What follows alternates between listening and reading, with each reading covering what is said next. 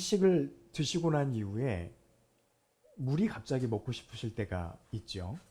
그래서 내가 왜 갑자기 이렇게 물을 마시고 싶지라고 이렇게 우리가 느낄 때가 종종 있습니다. 그래서 왜 그러냐면 여러분 아시는 것처럼 그 식당에서는 음식을 먹을 때 몰랐는데 먹고 나니까 그 음식이 조금 짰거나 아니면 너무 달았거나 아니면 조금 느끼했을 때 우리 몸에서는 물을 달라고 이렇게 신호를 보내죠. 그래서 갈증을 느끼게 되고 물을 마시게 됩니다. 그래서 내가 이렇게 물을 많이 마실까 하면서 자기도 모르게 엉겁결에 물을 막 마시고 있는 것을 우리가 볼 수 있게 됩니다. 그것을 해소하기 위해서는 반드시 물을 마셔야 그것을 해소할 수도 있습니다.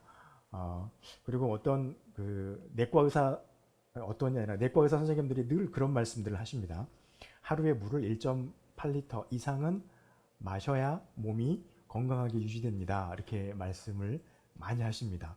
특히 여성분들이 병원에 가시면 꼭 그런 말씀을 하세요. 피부를 아름답고 투명하게 유지하고 싶으면 물을 많이 마시세요. 이렇게 말을 할 때가 있습니다.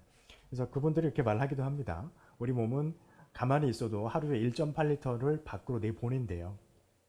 그래서 우리는 모르지만 우리 몸을 어떤 방법을 통해서든지 1.8리터 정도의 수분을 계속 밖으로 내보내기 때문에 그 정도 섭취해주면 우리 몸의 그 노폐물들이 자연스럽게 몸 밖으로 나간다는 것이죠. 그래서 그것을 물을 너무 섭취하지 않으면 몸에 있는 노폐물을 밖으로 빼야 되는데 들어오는 게 없으니까 빼질 못한다는 거죠. 그래서 나중에 이제 몸이 아파지고 그렇게 된다는 것입니다. 그래서 잘못하면 이제 우리 신장이 망가지거나 이런 일들이 벌어진다는 것이죠. 그것 때문에 몸이 좀 피곤해지거나 이런 일이 벌어진다는 것입니다. 하여튼 그래서 그 갈증이 왔을 때 우리가 그 갈증을 완전히 해소하기 위해서는 물을 반드시 마셔야 된다는 것이죠. 오늘 본문 말씀에도 보면은요. 갈증을 느꼈던 한 사람이 나옵니다. 우리가 너무나 잘 아는 말씀이시죠. 여기 보니까 어떤 사람이라고 돼 있어요. 16절에. 그리고 20절에 보니까 그 청년이라고 돼 있습니다. 마가복음에는요. 관원이라고 표현이 되어 있습니다. 또 뭐라고 표현이 되어 있냐면 여기 22절에도 그랬죠. 그 청년이 재물이 많음으로라고 되어 있죠. 근데 마가복음에서는 부자 관원 청년이라고 말을 하고 있습니다. 그래서 이 사람이 나이가 상당히 젊은 사람인 것으로 알 수 있고 그리고 관직에 있는 그러니까 공직에 있는 사람이라고 하는 것을 우리가 눈치챌 수도 있고요. 동시에 상당히 재력가다라고 하는 것을 알 수가 있습니다. 그 사람이 예수님에게 와서 주님께 질문을 하고 있는 것이죠. 그 질문의 내용이 16절에 보면 이렇게 나와 있습니다. 선생님이여, 내가 무슨 선한 일을 하여야 영생을 얻을 수 있을까요? 이렇게 질문을 하고 있죠.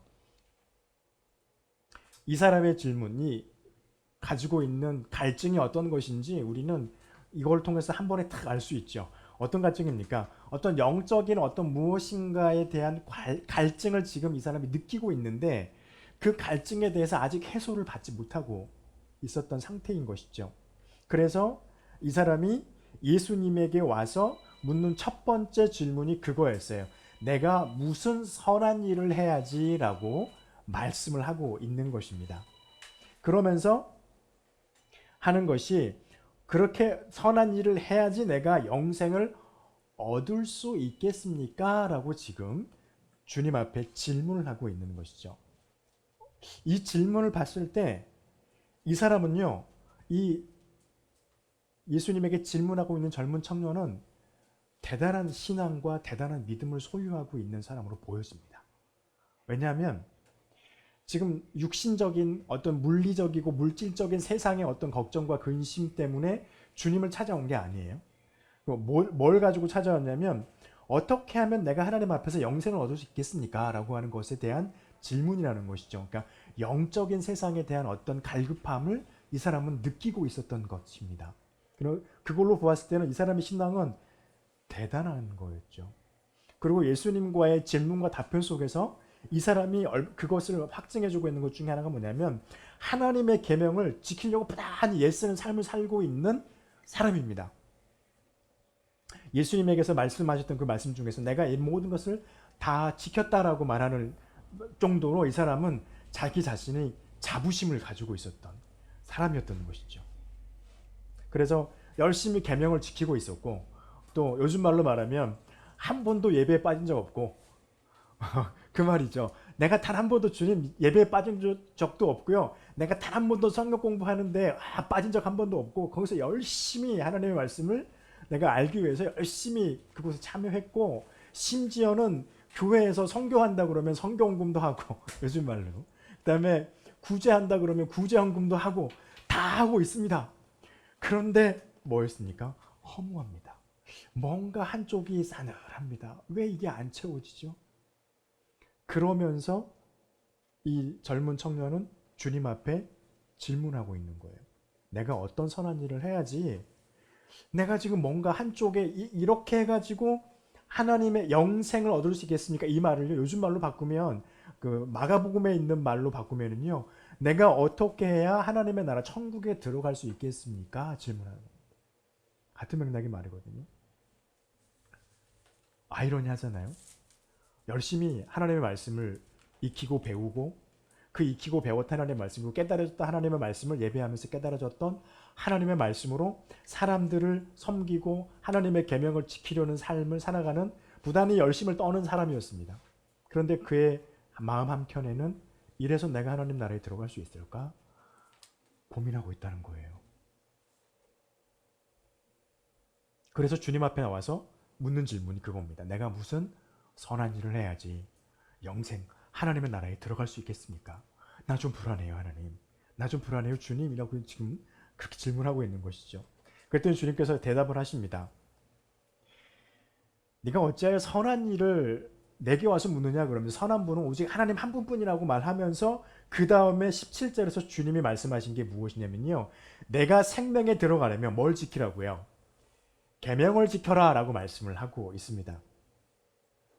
여러분, 이 말 속에서 우리가 반드시 기억해야 될 것은요, 하나님의 말씀에는 하나님의 의가 드러나 있다라고 하는 것을 우리는 분명히 기억하고 있어야 합니다. 하나님의 말씀에는, 하나님의 율법에는, 그 당시 율법이죠. 율법에는 하나님께서 인간들에게 하나님의 마음을 드러내고 계신다는 것입니다. 하나님이 원하시는 게 무엇인지를 그들에게 알리고 계시다는 거예요. 그래서 주님께서 말씀하신 것과 같이 주님은 지금 무엇을 말씀하고 있냐면, 십계명이 돌판이 두 개로 이루어져 있잖아요. 모세가 하나님의 부름을 받고 시내산에 올라가서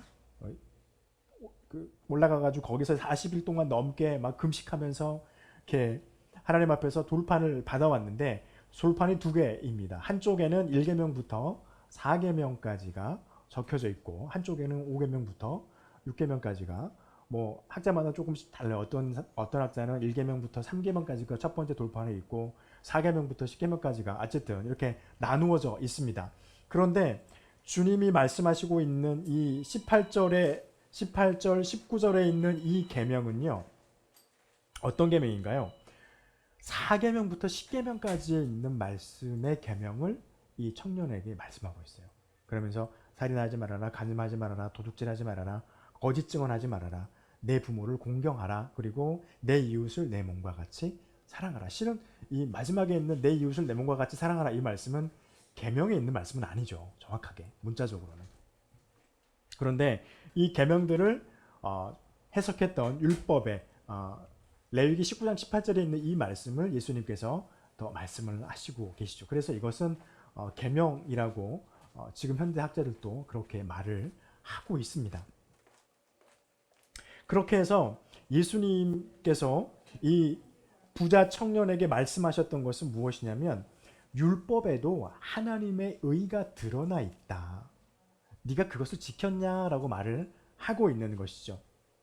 그런데 문제는 무엇이었을까요? 청년이나 또 이 청년이나 저와 여러분도 마찬가지죠. 왜 우리는 하나님의 말씀 앞에 섰을 때 늘 항상 불안한 마음이 있을까? 여러분, 그런 생각 안 드세요? 이 청년의 상태를 딱 보고 있으면요, 오늘날 저와 여러분의 마음의 상태하고 똑같아요. 하나님께 예배하고 말씀을 열심히 공부하고 익히고 어떤 깨달음에 대해서 그 깨달음을 가지고, 그러니까 우리 윤광선 집사님 기도해 주신 것처럼 내 삶 속에서 그것을 지키려고 하는데 잘 안 돼. 그래가지고 하나님 앞에 또 예배드리러 딱 와서 기도를 하면은 오늘 또 회개를 해야 되는구나. 이런 마음에 우리 마음 한쪽에 답답한 마음이 들 때가 늘 있어요. 그죠? 그런데 이 청년이 지금 그러고 있습니다. 이유는 무엇일까요? 하나님의 말씀을 지키고 있는데 하나님의 말씀이 완벽하지 못해서가 아니죠. 그 하나님의 말씀을 가지고 깨닫고 그것을 지키려고 노력하는 우리가 하나님 앞에서 불완전하기 때문에 그렇습니다. 타락해버리고 불완전해졌어요. 그래서 우리가 그것을 하나님의 말씀에 대해서 온전히 순종할 수 없게 되어버렸습니다.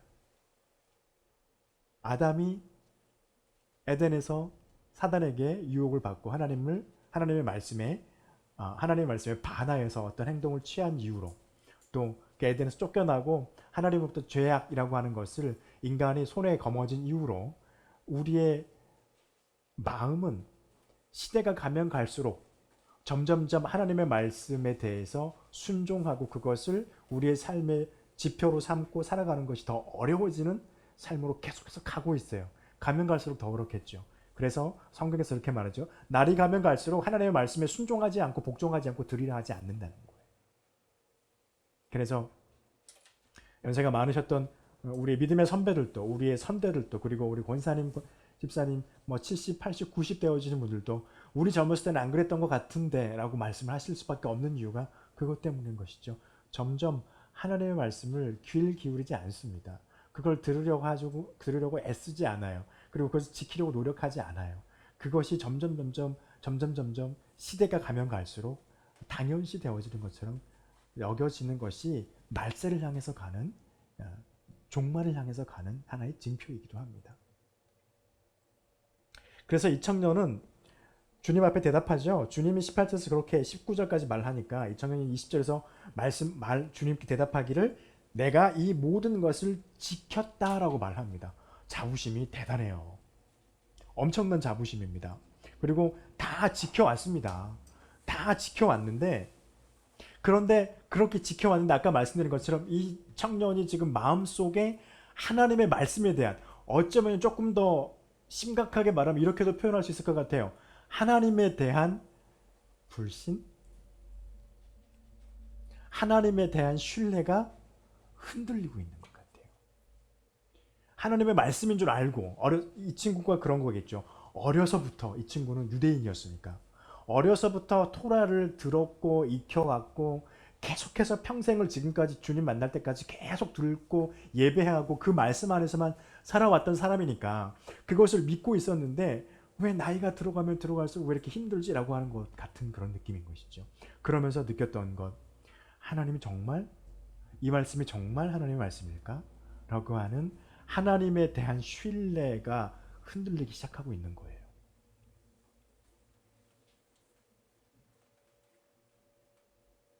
그런데 그 신뢰가 흔들리고 있는 그 청년에게 주님이 말씀하신 것은 계명을 지켜라 라고 말씀을 하고 있는 것입니다. 그리고 그 청년이 그렇게 말했을 때요. 보통 때 같으면 예수님 분명히 꾸짖고 책망하는 것이 맞을 것 같은데 마가복음에 의하면 주님께서 그렇게 주님의 그 청년을 바라보는 그 모습을 마가는 그렇게 기록합니다. 주님께서 그 청년을 사랑하셔서 이렇게 말씀을 기록하고 있어요. 사랑에 책망한 것이 아니라 자, 네가 그것을 다 지켜왔다면 그러면 내가 하나를 더 알려줄게. 오늘 제목이 새로운 기준입니다.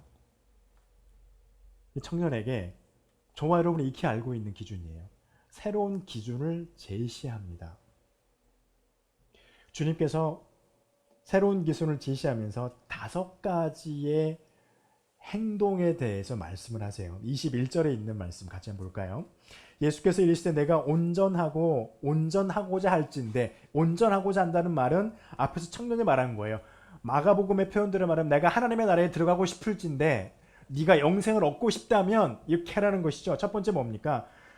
너는 가서 네 소유를 팔아라 이거예요. 첫 번째 가라는 거예요. 어디로 가라는 건가요? 네가 문제로 삼고 있는 너의 삶으로 가라는 거예요. 그리고 그 다음에 말하는 것이 팔아라 이건 겁니다. 네가 가지고 있는 걸 다 팔으라는 거예요. 그리고 말씀합니다. 그리고 가난한 자에게 주어라 라고 말하고 있습니다. 먼저 가서 팔고 그것을 주어라 라고 말하고 있는 것이죠. 그리고서 말씀합니다. 하늘에서 보화가 내게 있으리라. 얻으라는 말이죠. 얻으라고 말씀을 하고 있어요. 그리고 말씀하시기를 그리고 와서 너는 나를 따라라. 5가지죠. 가라. 네 삶에 들어 그 문제가 있는 삶으로 가라는 거예요. 그리고 거기에 가서 팔아라. 주님은 그게 무엇 때문에 이 청년이 지금 근심하고 있는지에 대해서 파악하고 계신 거예요. 그 문제를 팔으라는 겁니다. 그리고 그것을 판 걸 가지고 사람들에게 나누어 줘라 라고 말하고 있죠. 그리고는요, 그리고 나서 하늘에서 너에게 하나님이 주실 것을 취하라는 거예요. 그리고서는 그리고 난 다음에 넌 날 따라와라 라고 말씀을 하고 있습니다. 여러분, 이것은요, 이 방법은요, 지금도 똑같습니다. 하나님 앞에서 우리가 영생을 얻고 구원을 얻기를 원하잖아요. 그러면 우리는 반드시 주님께서 말씀하신 이 5가지 말씀을 기억하고 우리의 삶에서 실천하려고 노력해야 돼요. 이 21절에 있는 이 말씀이 내가 어떻게 하면 영생을 얻을 수 있겠습니까? 내가 어떻게 하면 하나님의 나라에 들어갈 수 있을까요? 라고 하는 질문을 하고 있는 그 청년에게 주고 있는 답변이에요. 여러분, 이 말씀은요, 쉽게 말하면 청년에게 주님이 2가지를 하라고 말씀을 하고 있는 겁니다. 첫 번째는 뭡니까? 먼저 버리라는 것인데 어떤 걸 버리라고 하는 거냐면 가장 먼저 네 위치를 버릴 수 있겠냐는 거예요. 청년이 아까도 말하고 있지만 말씀에서도 보고 있지만 재물이 많은 사람입니다. 부자입니다. 그리고 관직에 있어요. 공무원이에요. 꽤나 높은 고위 관직이겠죠. 그 관직에 있는 사람인데 그 사람이 그 마을에서 살아오면서 그 성에서 살아오면서 지금 최소한 이 사람이 나이가 젊어서 그렇지 잔치나 어떤 그 파티가 벌어지면 항상 상석에 앉는 자리에 위치하고 있을 거예요, 지금. 그리고 어딜 가도 이 사람을 감히 무시할 수 있는 사람은 장로들 몇 명을 제외하고서 별로 없을 것이고 그 장로들도 이 젊은 청년을 쉽게 무시할 수 없는 그 사회적인 위치에 본인이 올라가 있을 거예요. 그리고 그가 그 자신 살고 있는 그 성에 나왔을 때 누구든 그에게 아는 체를 하고 인사를 하고 답례를 하는 것을 받는 것이 이 사람에게는 이미 습관이 되어 있을 겁니다. 왜요? 여기 있는 것처럼요. 이 사람은 구제도 계속 하고 있고 하나님의 말씀도 계속 지키고 있고요. 또 이 속에는 어떤 것도 있겠습니까? 이 유대인들은 늘 하루에 정기적으로 기도하잖아요. 그리고 정기적으로 금식하는 습관을 가지고 있잖아요. 그 금식할 때 그냥 하나요? 예수님께서 하신 방법이 아닌 머리에 젤을 쓰고 씻지도 않고 굵은 베옷을 입고 나 확실히 금식 기도하고 있습니다. 티를 내면서 그 큰 길에서 분명히 기도를 하고 있었을 거란 말이에요. 그런 걸로 보았을 때 주변에 있는 이 청년이 살고 있는 마을의 사람들은 이 청년을 보았을 때 엄지를 올려주는 그런 위치에 있었을 겁니다. 그런데 주님께서 먼저 이 청년에게 말하는 건요. 그런 너의 이런 위치를 버리라는 거예요. 쉽지 않죠. 저와 여러분에게 하나님께서 어느 날 갑자기 기도를 하고 있는데 네가 가지고 있는 걸 다 버려.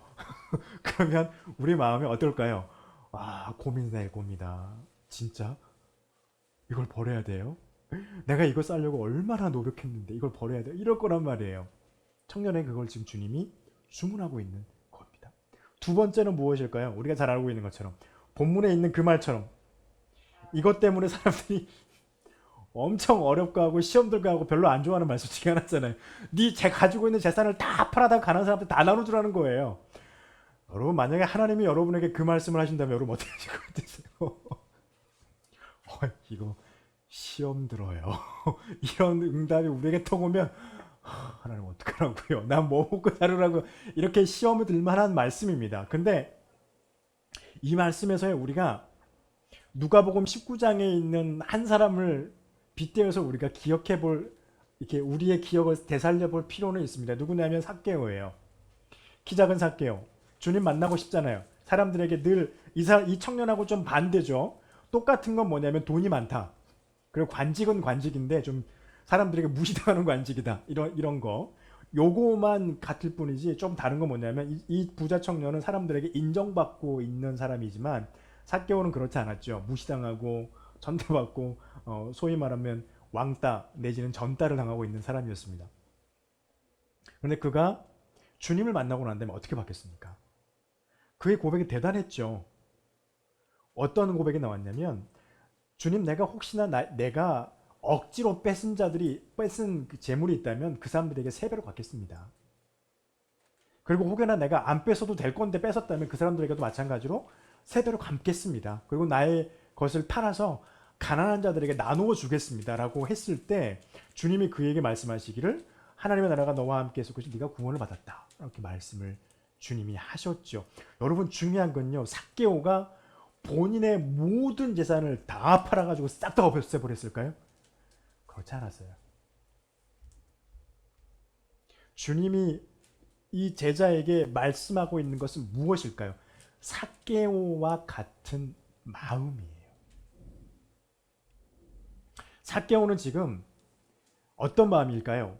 주님을 만나서 하나님의 말씀을 듣고요. 하나님의 말씀 듣다 보니까 하나님께서 친구가 그러니까 없던 걸 해주신 거죠. 친구가 돼주시고 자기 이야기를 들어주시고 자기가 그것에 좋고 하나님의 은혜에 감사해서 내가 지금까지 토색한 게 있다면 내가 강제로 뺏은 것이 있다면 다 그 사람들에게 세 배를 갚고 또 나의 재물을 팔아서 가난한 자들에게 구제하겠다라고 했을 때 너에게 하나님의 나라가 있고 너에게 구원이 임했다라고 했다는 이것은 어떤 것일까요? 삭개오가 하나님 앞에서 자신이 가지고 있는 것을 다 포기할 수 있었다는 거예요. 여러분 주님이 이 청년에게 요구하고 있는 것은 저와 여러분에게 말씀하고 있는 그것입니다. 네가 하나님 앞에 설 때 버릴 수 있겠느냐? 그것을 포기할 수 있겠느냐 말씀하고 계세요.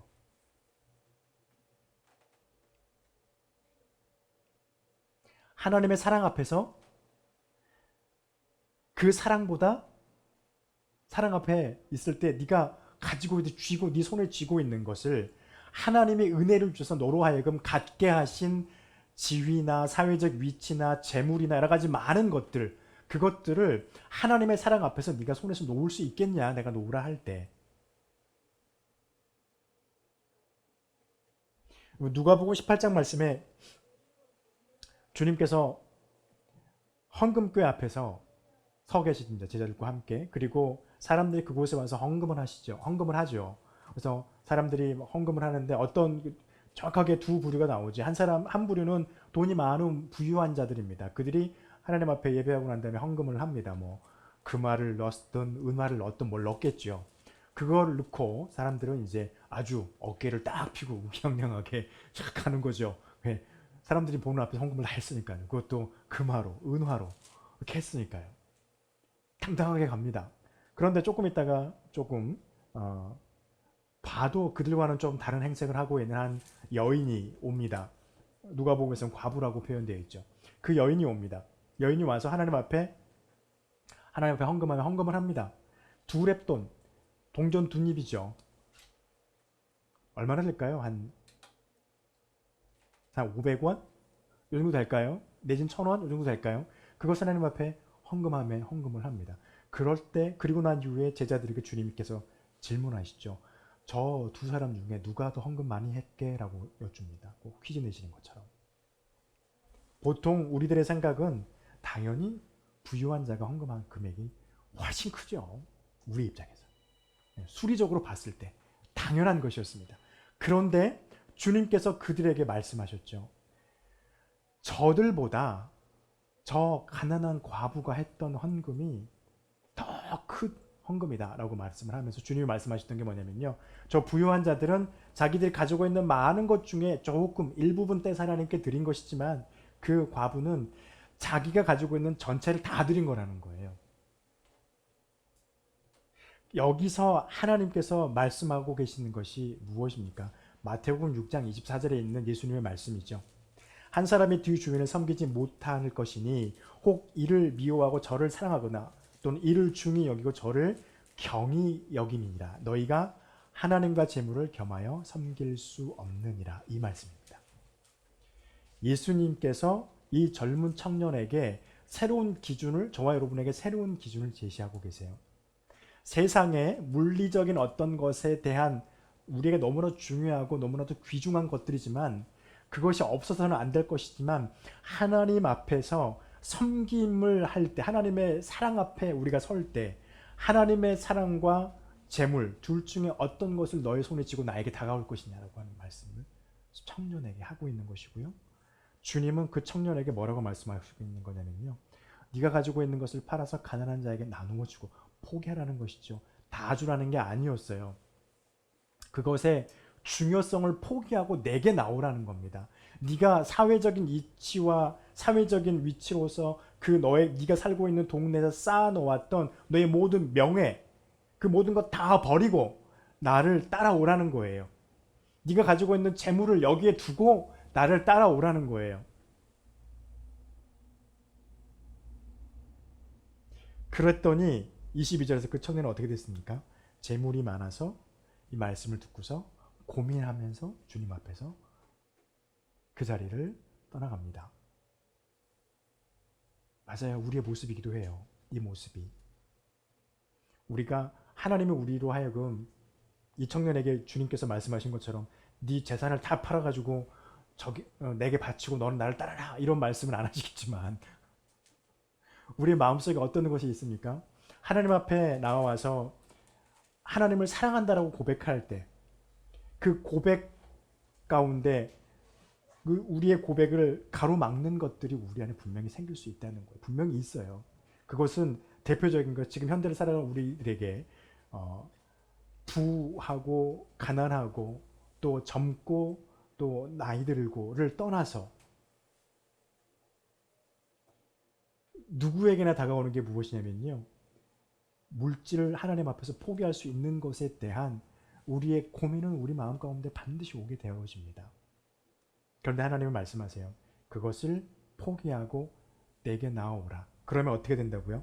21절에서 그렇게 가서 네 소유를 팔아서 많은 사람들에게 가난한 자들에게 나누어 주고 너는 하나님께서 주신 하늘의 보화를 네가 얻고 난 다음에 내게로 오라 라고 하시기 전에 주님이 말씀하시죠. 내가 온전하고자 할진대 하나님의 나라, 주님의 제자로서의 삶을 살고자 한다면 주석학자들은 이렇게 말합니다. 하나님이 사람들에게 은혜를 주셨습니다. 구원이라고 하는 은혜를 주셨죠. 그래서 그 구원받은 자가 세상 가운데서 살아갈 수 있도록 하나님이 또 은혜를 주신 것이 사회적인 명예와 사회적인 위치를 얻게 하고 물질적인 풍요와 부요를 얻게 하셔서 그로 하여금 그 삶을 살아가게 하고 계시는데 하나님 앞에 나올 때 하나님이 우리에게 먼저 주신 구원이라고 하는 것을 우리가 손에 쥐기 위해서 우리의 세상의 삶에 하나님이 부수적으로 주신 그 은혜를 내 손에서 놓을 수 있어야 된다는 거예요. 그렇다고 해서 하나님이 그 부수적인 것을 우리로 하여금 아예 떠나가고 사라지게 하진 않으신 하나님이니까요. 그래서 주님께서 뭐라고 말씀하십니까? 그렇게 하면 하늘에서 너에게 보화를 주실 것이라는 거예요. 하늘의 상급을 말하는 것이기도 하지만 우리의 삶 속에서 하나님께 우리가 드리는 것에 대해서 하나님이 그것을 눈 감고 남몰라라 하지 않으신다는 것이죠. 반드시 그것에 대해서는 주님이 성경에서 말하고 있는 것처럼 다시 우리의 잔에 넘치도록 부으실 것이라고 하는 것은 약속하신 하나님의 말씀이라는 것입니다. 여러분 이것이 새로운 기준이에요. 주님 앞에 나옵니다. 우리의 자리, 하나님이 내게 주신 것, 하나님의 사랑 앞에 사랑과 견주게 될 때는 반드시 우리가 쥐어야 할 것은 하나님의 사랑을 쥐고 하나님께서 내게 주신 나의 위치와 나의 물리적인 것들을 주님 앞에서는 내려놓아야 한다는 것입니다. 그러면 하나님 앞에서 우리는 온전하게 될 것입니다. 그 은혜가 저희와 여러분 가운데 그 믿음이 저와 여러분의 믿음이 되시기를 간절히 축원합니다. 기도하겠습니다.